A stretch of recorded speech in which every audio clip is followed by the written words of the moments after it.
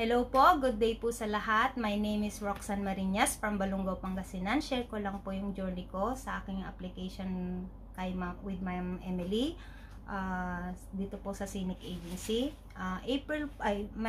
February 2023 po nung nagpasa po ako ng aking requirements, and then April po nung na-hired ako, and then now may visa na and I'm going to Canada soon, very soon.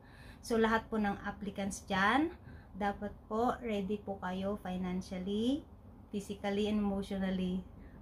Especially po yung financially. Ang sabi po sa Philippians 4:19, but my God shall all your needs according to His riches.